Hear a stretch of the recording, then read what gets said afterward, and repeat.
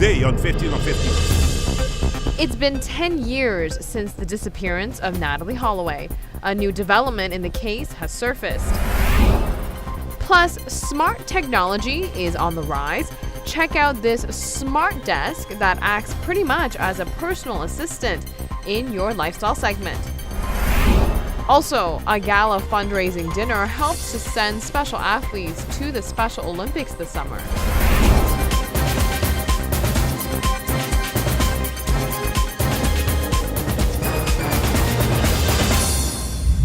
Thanks for joining us. I'm Yentl Lieuw.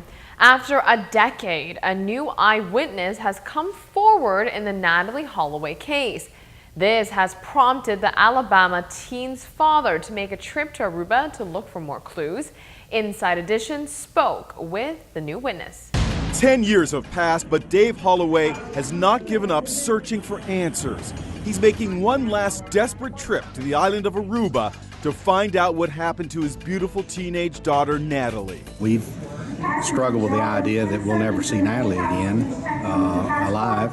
This time, he's checking out potentially significant new information and bringing along a private investigator and a cadaver dog. I think that maybe somebody could have seen something, or there might have been some videotape somewhere. You would think, but no one ever came forward with any. But now this witness has come forward with information that just might help this heartbroken father find out what happened to his daughter, gone now 10 years. I saw Natalie Holloway on the last night that she was alive. I was the eyewitness. Moving forward, an expert within the crude oil industry shared his knowledge with Aruba's government and parliament as to what he thinks is best for the refinery moving forward.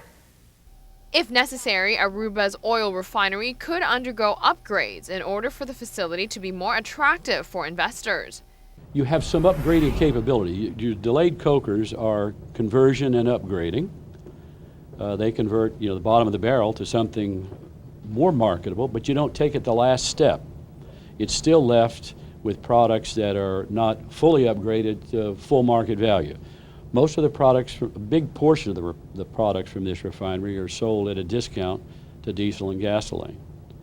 So the amount of upgrading that it needs is not here. The cokers is the biggest part of the severity, the conversion complexity that's here is the cokers, and it's not enough by a large measure. Most refineries can sell 96, 98% of their products at market value. Aruba can't. To get the refinery fully operational, a significant amount of investment is needed. Well, let me just say it's more than $100 million. It's more than hundreds of millions of dollars. It's a substantial number, okay? I mean, if you start, when you get, 1, 2, 3, 4? Yeah, that range. 4 billion?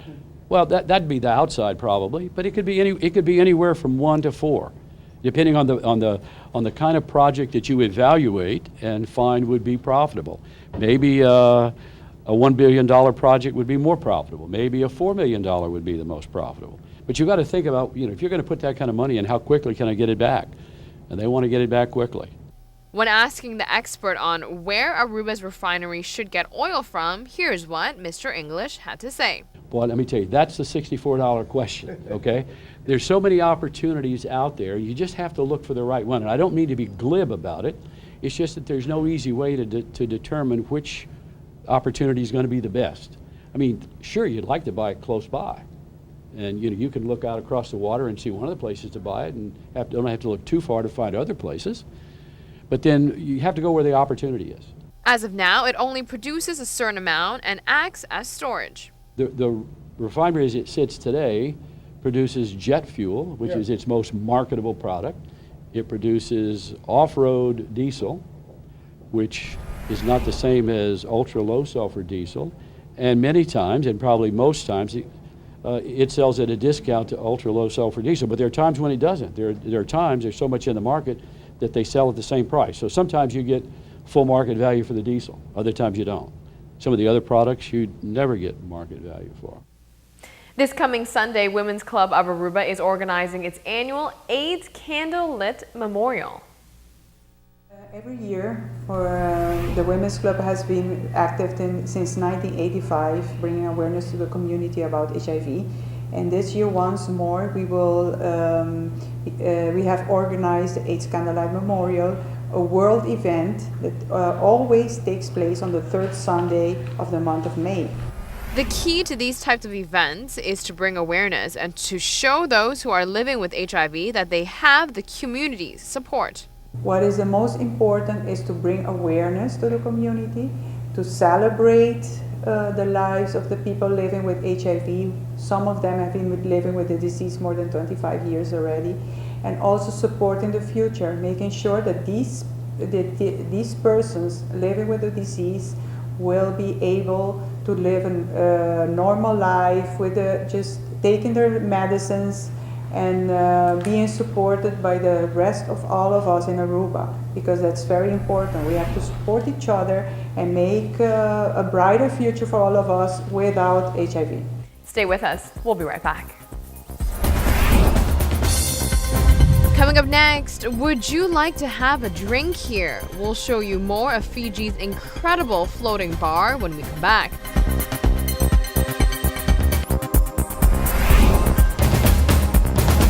Welcome back from the break. You are watching 15 on 15. The world of smart technology continues to grow, this time with a smart desk. This desk monitors your behavior and adapts to it over time, learning your preferences, schedules, and needs. Check it out. When you think about it, office desks haven't really evolved over time. It is time for something exciting, something smart. Meet Taylor, the world's first desk powered by artificial intelligence. Taylor senses your presence and adjusts the desk to your height, giving you a healthier way to work. Hey, Taylor. Good morning, Richard. Talk to Taylor as you would to a person, and she'll communicate with you. She acts as a personal secretary. You have a call scheduled with Dave. Thanks. Dave, hey, how you doing? Taylor can place food orders and remember your favorite meal as well. It's almost lunchtime. Can I place an order? How about the chicken Caesar salad? No problem. The smart desk can also play your favorite playlist, connect your health and fitness device, and track how much you've worked out in a given day. This is the world's first smart office automated system. It can bring down the temperature for you, lower the lights, and much more. Have a good night. Good night. The makers are currently seeking funding on Kickstarter. To purchase the frame of the desk, it costs around $300, and for the full model, $600. And in today's seriously depressing news, cheating the day after Mother's Day is a thing. Tons of women want to cheat the day after Mother's Day, according to AshleyMadison.com, which is a dating website specifically for people who want to have an affair. Last year, the site saw a 442% increase in women who signed up the Monday after Mother's Day, if you can believe that. And because the trend's been an upswing since 2010, reps of the website said that they expect that number to climb to 500% this year.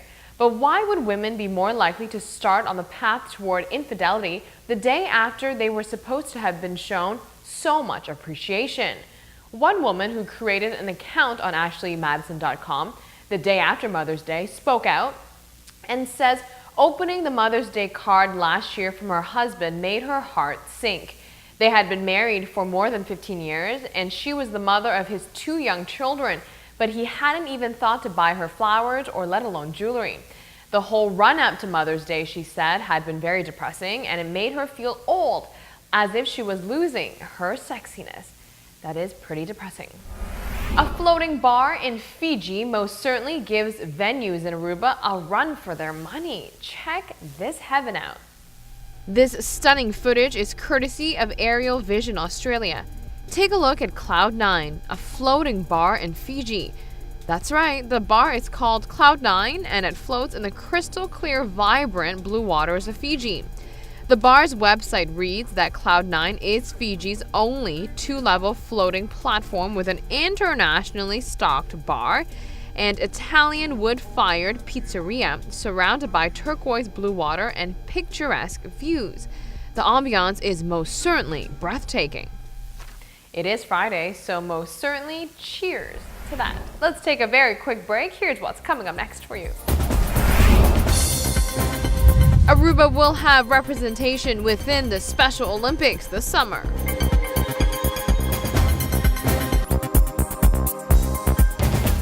This summer, the Special Olympics will be taking place in LA.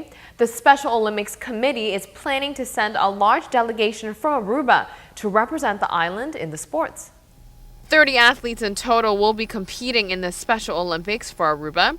The island will be represented in categories such as swimming, badminton, soccer, bowling, bocce ball, and more. It's wonderful for Aruba. It's going to be covered by ESPN. It's going to be on television. And of the 4 times in the past that our athletes have attended the World Games, they've been to Shanghai, they've been to Greece, they always come back with the gold and the silver medals, always. So I think it will be wonderful for Arubans to be able to see our athletes and the Aruban flag on the winner's podium. These games are important to the special athletes. It helps to develop and build them. National games that we conduct here every year, and the World Games, and it's not a bunch of kids playing around. You're talking about 177 countries. You're talking about 7,000 athletes, okay, equal to the normal Olympics. It's all part of a process for the special athletes. It's a process, a learning process, a conditioning process that teaches them to be tenacious, to learn a task, to master a task. It encourages self-esteem, and it's all part of them being as much as they can be and learning to not only learn and master a sport, but perhaps a job task, and to mainstream and become productive members of society in every way. A gala dinner is being organized to help raise funds to send the athletes to Los Angeles this summer to compete.